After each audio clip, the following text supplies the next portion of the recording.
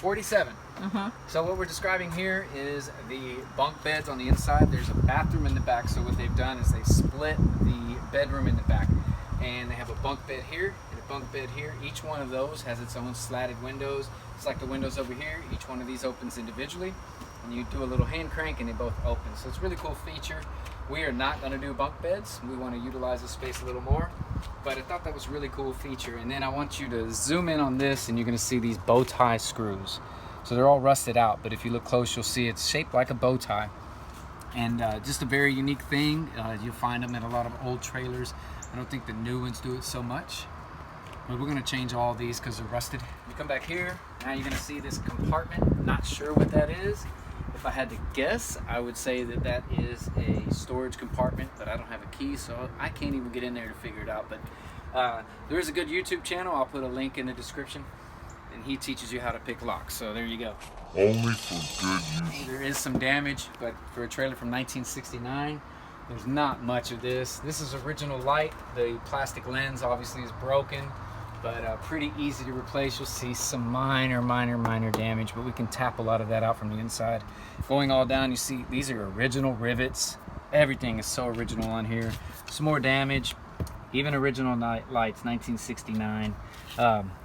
Some water damage, but I'm sure there had to have been some kind of cap that goes on there. We'll figure out something if we have to mold it ourselves, but something unique, but we'll buff that out.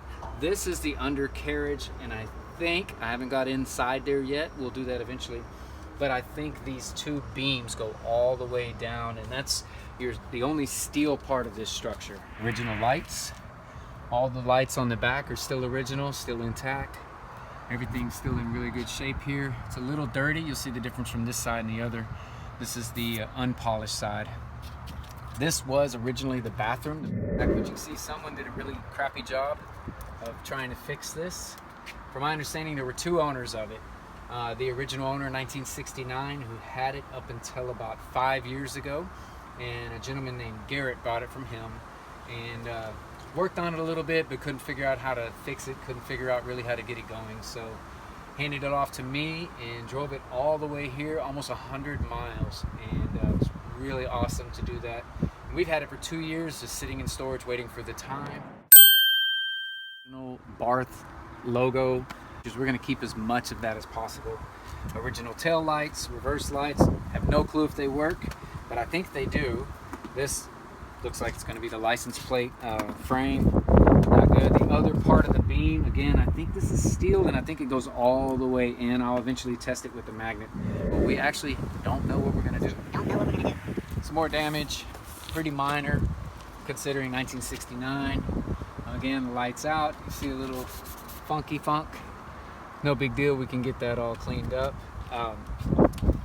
This is a flap, I'm pretty sure, originally for the plumbing. It looks like somebody did a cutout here for plumbing. I'm not sure. When we get inside, we'll have to figure that out.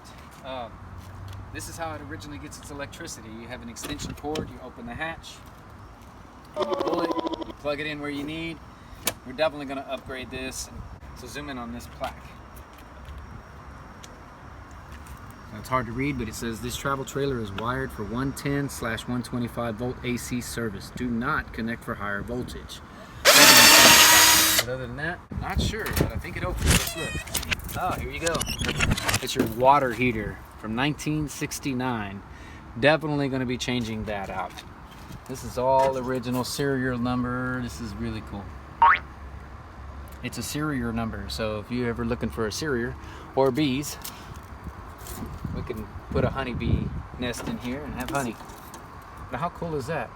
So what it looks like is it runs off gas, and this is, I guess, your regulator. I have no clue. This is not what we're going to use, so don't know. Definitely aftermarket. I think there was something originally attached here to get water, and this would be where you normally hook up, but somebody modified it to hook up to a water hose, so that's what we got to do. This is the other side. The bees made themselves a nest in the downstairs bunk bed, just like the other side. They're matching. Bees made good use of that.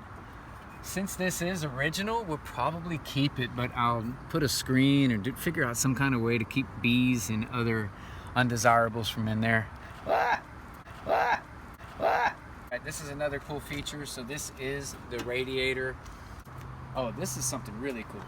This is something really cool. So this, it's missing. We have it inside, at least most of it, but this is an antenna. The antenna comes out here and goes up, and there's a hand crank, so the antenna goes up. Front area, this is what is really cool about the Barth.